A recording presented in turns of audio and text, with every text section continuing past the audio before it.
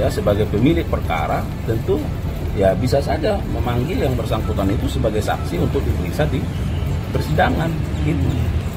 Majelis hakim dalam memeriksa mengadili suatu perkara ya bagi perkara pidana tentu didasarkan pada surat dakwaan jaksa penuntut umum itu koridornya. Nah, jaksa penuntut umum dalam menyusun surat dakwaannya tentu berdasarkan fakta-fakta dalam berkas perkara. Itu ya, tidak boleh lari dari situ. Nah, berkas perkara disusun oleh penyidik berdasarkan bukti-bukti yang diperoleh dalam proses penyidikan. Itu dulu prinsipnya. Nah, tentu dalam kaitan perkara ini kan ada beberapa orang yang sudah statusnya menjadi terdakwa. Ya. Dan tentu jaksa penuntut umum dalam menyusun surat dakwaannya tentu didasarkan pada fakta-fakta yang ada di dalam berkas perkara. Nah, seperti yang dipertanyakan teman-teman media. Nah, lalu seperti apa nanti? Maka kita lihat dalam proses persidangan ini. Ya. Karena apa? Karena proses persidangan ini dilakukan adalah untuk mencari kebenaran material yang didasarkan pada berbagai alat bukti. Nah, jadi nanti keterangan saksi-saksi, kemudian apakah ada bukti surat misalnya, bagaimana keterangan dari para terdakwa, kemudian bagaimana petunjuk, ya. Nah, inilah yang akan dinilai oleh majelis hakim. Nah, itu. Nah, tetapi sekali lagi bahwa penuntut umum dalam surat dakwaannya itu, ya, bahwa ada pihak-pihak yang disebut di situ, tentu itu didasarkan pada adanya fakta itu di dalam berkas perkara. Nah, namun ya yang kedua tentu pertanyaannya adalah apakah yang bersangkutan termasuk menjadi saksi dalam berkas perkara, ya itu yang harus kita cek, ya. Kalau yang bersangkutan menjadi masuk menjadi saksi dalam berkas perkara ini, tentu penuntut umum selaku pihak yang dibebankan pembuktian, ya sebagai pemilik perkara tentu ya bisa saja memanggil yang bersangkutan itu sebagai saksi untuk diperiksa di persidangan gitu. Nah, itu dia. Nah, tetapi kalau yang bersangkutan tidak masuk di dalam berkas perkara dalam daftar saksi misalnya, maka itu dikembalikan kewenangannya kepada majelis hakim untuk menilai apakah harus dimintai keterangan atau tidak, ya.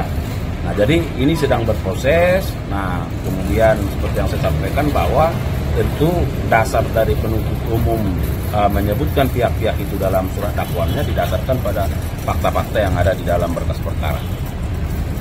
Berarti artinya Pak, ini penuntut umum sudah sebelumnya itu sudah menelaah nggak Pak, bahwa itu Menteri Koperasi sekarang itu sudah diperiksa atau enggak sebagai saksi atau gimana Pak? Nah, jadi begini, di dalam berkas perkara itu kan ada keterangan-keterangan saksi kan. Nah, itu tadi yang kalau kita kembali ke pasal 184 KUHP itu ada keterangan saksi di situ. Ada mungkin ya, ada keterangan ahli, ya. Ada surat, ya. Ada keterangan para tersangka atau terdakwa. Ada petunjuk. Petunjuk tentu diperoleh dari barang bukti yang ada.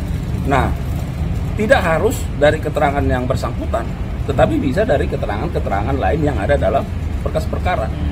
Nah, itu yang saya sebutkan tadi, yang perlu kita pastikan adalah apakah yang bersangkutan itu pernah diperiksa sebagai saksi di dalam berkas perkara. Masuk enggak yang bersangkutan dalam daftar saksi? Kalau masuk, tentu nanti penuntut umum bisa menjadwal untuk dipanggil dan diperiksa di persidangan sebagai saksi, ya kan?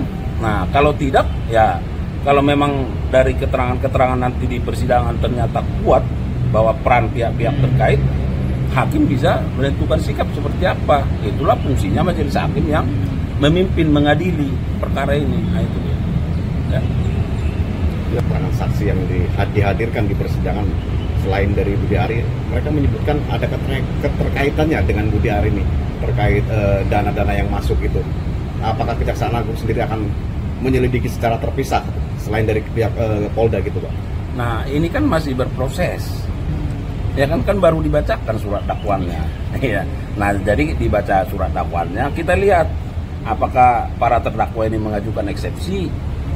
Nah, kalau mengajukan tentu akan ada jawaban lagi dari penuntut umum. Kemudian akan ada putusan sela ya. Kalau misalnya tidak mengajukan eksepsi, tentu akan diperiksa saksi-saksi. Nah, konteks perkara ini, sekali lagi konteks perkara ini kan yang melakukan penyidikannya terhadap perkara judi online ini dilakukan oleh teman-teman di Polri. Posisi kami adalah sebagai penuntut umum, ya, sebagai jaksa penuntut umum. Jadi itu harus bisa dipisahkan. Ya. Pak, meskipun